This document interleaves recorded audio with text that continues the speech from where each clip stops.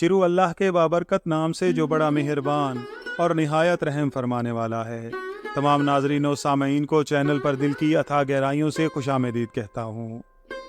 ناظرین اکرام، یہ اس وقت کا واقعہ ہے جب سندھ اور سنگڑ شریف کا علاقہ احمد شاہ ابدالی کے پوتے سلطان محمود خراسانی کے قبضہ میں تھا۔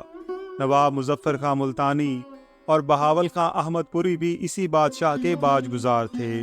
اس نے سنگڑ شریف کا اجارہ نواب عبد الجبار خان کو دیا ہوا تھا اور نواب نے اسد خان کو سنگڑ شریف کا حاکم مقرر کیا تھا۔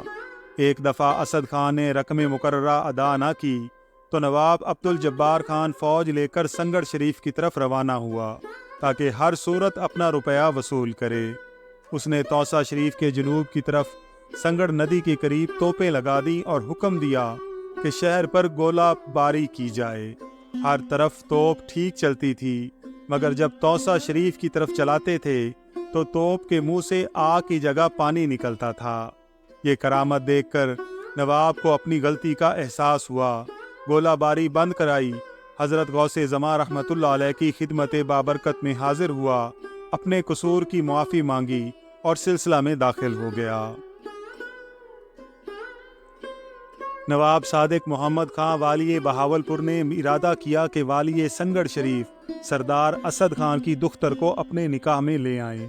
حضرت غوث زمان کے علم میں یہ بات آئی تو مولوی قادر بخش سے فرمایا، فقہا کا کام ہے کہ وہ اہل دول کو ہمیشہ نصیحت کرتے رہیں۔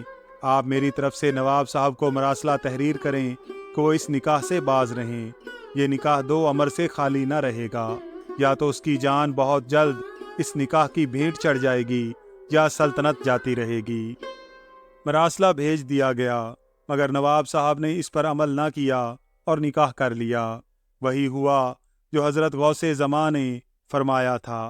1 سال کے اندر اندر نواب صاحب اس دنیا سے رخصت ہو گئے اور غوث زمان حضرت شاہ محمد سلیمان توسوی رحمۃ اللہ علیہ کی پیشگوئی درست ثابت ہوئی۔